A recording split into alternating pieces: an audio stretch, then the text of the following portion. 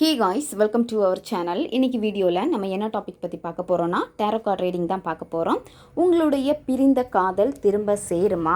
இந்த காதல் பிரிய காரணமாக இருந்தது யார்? இந்த காதலில் அதிக வலி யாருக்கு கிடைச்சிருக்கு?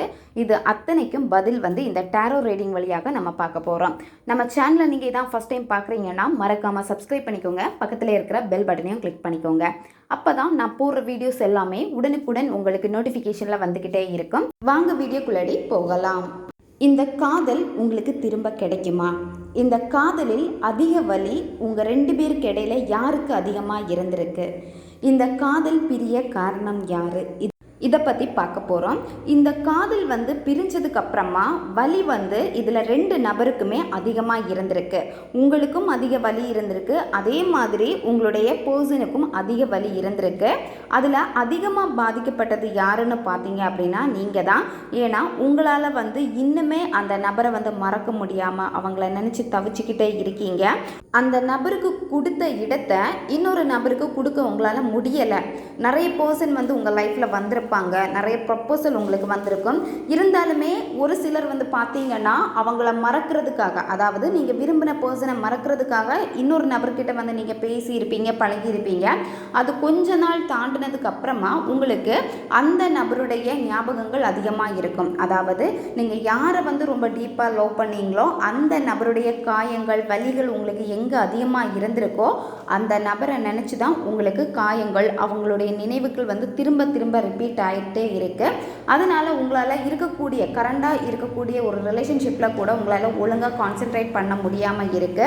உங்களுடைய ஞாபகத்தில் வரக்கூடியது எல்லாமே உங்களுடைய பர்சன் தான். அதாவது அந்த பர்சன் ஸ்ட்ராங்கான இடத்த உங்களுக்குள்ளாடி பிடிச்சிட்டாங்க. அதனால் இன்னொரு பர்சன் ரீப்ளேஸ் பண்ணுற மாதிரி நீங்கள் நினச்சாலுமே அந்த இடத்த இன்னொரு பர்சனால் ரீப்ளேஸ் பண்ண முடியல. அதுதான் இந்த ரீடிங்கில் காமிக்குது.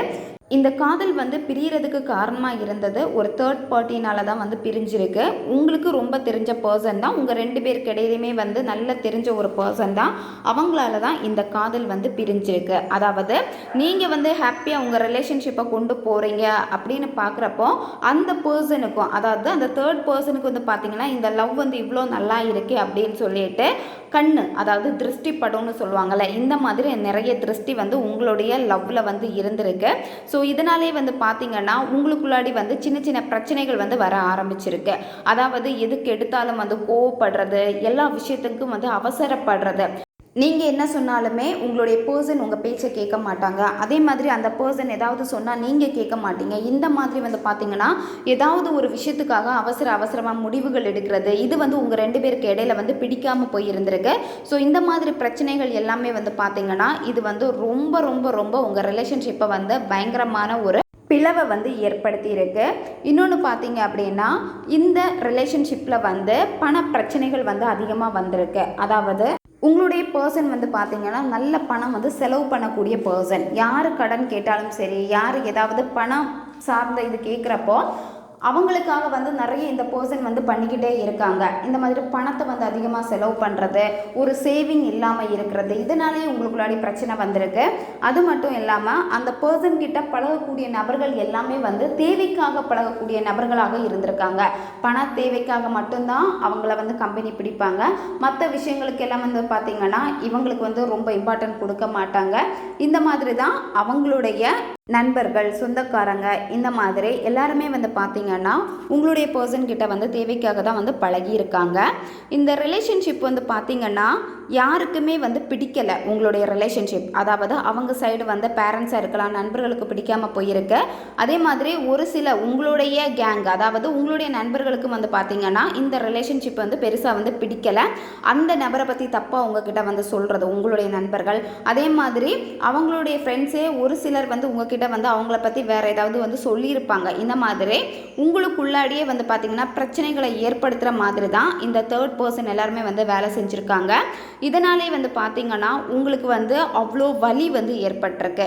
ஏன்னா இந்த லவ்வில் அவ்வளோ அண்டர்ஸ்டாண்டிங் இருந்த ஒரு லவ், அவ்வளோ அழகாக போன ஒரு லவ்வில் நீங்கள் எதிர்பார்க்க முடியாத சில ஏமாற்றங்கள் உங்களுக்கு கிடைக்கிறப்ப பார்த்தீங்கன்னா அந்த வலியை உங்களால் ஏற்றுக்கவே முடியலை.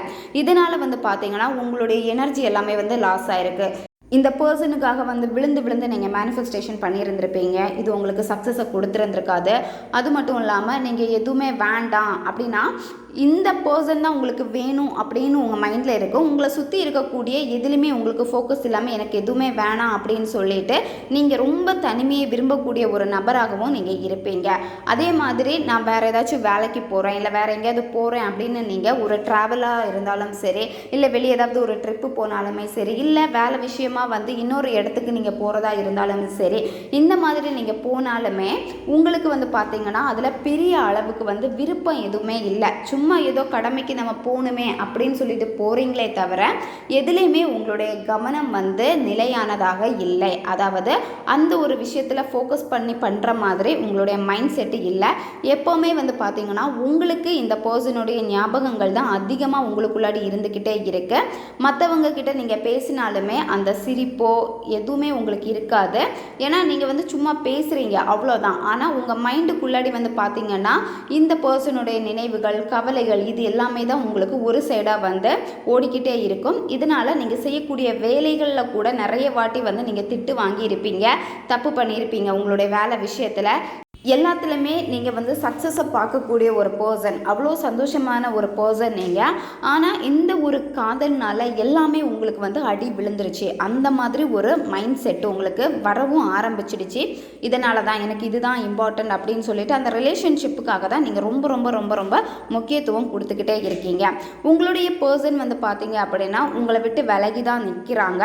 அவங்களுக்கு உங்ககிட்ட வரதுக்கான ஒரு விருப்பம் இது எதுவுமே வந்து அவங்களுக்கு மனப்பூர்வமாக இல்லை. அந்த பர்சனுக்கு இப்போதைக்கு செக் பண்ணதில் இப்போ இந்த ரிலேஷன்ஷிப் வந்து பார்த்தீங்கன்னா உங்களுக்கு திரும்ப ரீயூனியன் ஆகுமா, அந்த காதல் உங்களுக்கு திரும்ப கிடைக்குமான்னு பார்த்தா உங்களுக்கு வந்து பார்த்தீங்கன்னா ஒரு 30% தான் வந்து பார்த்தீங்கன்னா வாய்ப்பு இருக்குது. மீதி 70% வந்து பார்த்தீங்கன்னா வாய்ப்பு வந்து உங்களுக்கு இல்லை. இந்த ரிலேஷன்ஷிப்பினாலேயே ஏகப்பட்ட பிரச்சனைகளை நீங்கள் சந்திச்சு இருந்திருக்கீங்க. ஸோ அதனால் வந்து பார்த்தீங்கன்னா உங்களுக்கு சேர்றதுக்கான வாய்ப்பு வந்து பார்த்தீங்கன்னா 30% இருக்குது. இதையும் தாண்டி என்னால் அந்த பர்சனை வந்து கொண்டு வர முடியுமான்னு கேட்டால், இதுக்காக நான் மேனிஃபெஸ்ட் பண்ணலாமான்னு கேட்டால், நீங்கள் மேனிஃபெஸ்டேஷன் வந்து பண்ணீங்க அப்படின்னா அதுக்கான வாய்ப்புகள் வந்து உங்களுக்கு இருக்குது. ஆனால் நீங்கள் முதல்ல என்ன பண்ணணும் அப்படின்னா இந்த யூனிவர்ஸ் கூட நீங்கள் வந்து கனெக்ட் ஆகணும். எப்போ நீங்கள் இந்த யூனிவர்ஸ் கூடயும் நேச்சர் கூடயும் எவ்வளோக்கு எவ்வளோ கனெக்ட் ஆகி நீங்கள் வந்து யூனிவர்ஸை ஒரு ஃப்ரெண்டாக பார்த்து நீங்கள் அந்த இடத்துல வந்து ஹீலாக ஆரம்பிக்கிறீங்களோ அதுக்கப்புறமா நீங்கள் செய்யக்கூடிய மேனிஃபெஸ்டேஷன் எல்லாமே வந்து பார்த்திங்கன்னா உங்களுக்கு வந்து சக்ஸஸை கொடுக்கும். ஏன்னா இப்போ உங்களுக்கு மெயினாக தேவைப்படுறது நீங்கள் ஹீல் ஆகணும். இந்த வலிகளில் இருந்து நீங்கள் கொஞ்சம் வெளியே வரணும். எப்போ இந்த வலிகள்லேருந்து வெளியே வந்து நீங்கள் ஹீல் ஆகிட்டீங்களோ அதுக்கப்புறம் நீங்கள் மேனிஃபெஸ்டேஷன் பண்ணுறப்போ உங்களுடைய கவனமும் வந்து கரெக்டாக இருக்கும். இப்போ நீங்கள் எது செஞ்சாலுமே எப்படி இருக்கும் அப்படின்னா நீங்கள் இது செய்யலாமா வேணாமா, எனக்கு ரிசல்ட் கிடைக்குமா, இந்த மாதிரி ஒரு குழப்பம் உங்களுக்கு இருக்கும். அது மட்டும் இல்லாமல் நீங்கள் செய்கிறப்போ ஃபோக்கஸ் உங்களுக்கு இருக்காது. அதனால் உங்களுடைய மேனிஃபெஸ்டேஷன் வந்து ஃபெயில் தான் ஆகும். அதனால் முதல்ல நீங்கள் உங்களை ஹீல் பண்ணணும். ஹீல் பண்ணதுக்கப்புறம் தான் நீங்கள் நினைக்கிறது நடக்கும். இப்போ நீங்கள் மேனிஃபெஸ்டேஷன் பண்ணுறப்போ உங்களுடைய அந்த வைப்ரேஷன் எனர்ஜி எதுவுமே வந்து யூனிவர்ஸ் கூட வந்து மிக்ஸ் ஆகவே இல்லை. அதுதான் உங்களுக்கு இந்த மேனிஃபெஸ்டேஷன் வந்து ஃபெயில் ஆகுது. நீங்கள் ஹீல் ஆகி யூனிவர்ஸ் கூட வந்து கனெக்ட் ஆகுறப்போ என்ன ஆகும் அப்படின்னா அப்போ கொடுக்கக்கூடிய வைப்ரேஷன் கண்டிப்பாக உங்களுடைய மேனிஃபெஸ்டேஷனுக்கு வந்து சக்ஸஸை கொண்டு வரும். இப்போ நீங்கள் செய்யக்கூடிய விஷயம் என்னென்னா நீங்கள் ஹீல் ஆகுங்க. கொஞ்சம் நீங்கள் உங்களை கவனிங்க, கேர் பண்ணிக்கோங்க. இந்த மாதிரி உங்களுக்கு இருக்கக்கூடிய விஷயங்களில் வந்து கொஞ்சம் ஃபோக்கஸ் பண்ண ஆரம்பிங்க. இப்படி இருக்கிறப்போ உங்களுடைய சிச்சுவேஷன் கொஞ்சம் சேஞ்சஸ் ஆகிறதுக்கான வாய்ப்புகள் வந்து அதிகமாக இருக்குது. ஓகே காய்ஸ், இந்த ரீடிங் வந்து உங்களுக்கு பிடிச்சிருக்கு, உங்களுக்கு எப்படி இருந்துச்சு அப்படின்னு சொல்லிட்டு மறக்காமல் வந்து கமெண்ட் பண்ணுங்கள். இதே மாதிரி டேரோ கார்டு ரீடிங் உங்களுக்கு தேவைப்பட்டுச்சுனாலும் மறக்காமல் கமெண்ட் கொடுங்க. நம்ம சேனலில் வந்து அடுத்தடுத்து டேரோ கார்டு ரீடிங் கூட அப்லோட் பண்ணிக்கிட்டே வரலாம். நம்ம சேனல் உங்களுக்கு பிடிச்சிருக்குன்னா மறக்காமல் சப்ஸ்கிரைப் பண்ணிக்கோங்க. வீடியோவை தேவைப்படுற உங்கள் ஃப்ரெண்ட்ஸுக்கும் மறக்காமல் ஷேர் பண்ணுங்கள், அவங்களுக்கும் உபயோகமாக இருக்கும். இன்னும் நிறைய வீடியோஸ் நம்ம சேனலில் அப்லோட் ஆகிட்டே இருக்கும். பக்கத்தில் இருக்க பெல் பட்டனையும் மறக்காமல் ப்ரெஸ் பண்ணி வச்சுக்கோங்க. அப்போ தான் நான் போடுற வீடியோஸ் எல்லாம் உடனுக்குடன் உங்களுக்கு நோட்டிஃபிகேஷனில் வந்துக்கிட்டே இருக்கும். அடுத்த வீடியோவில் சந்திக்கலாம். நன்றி.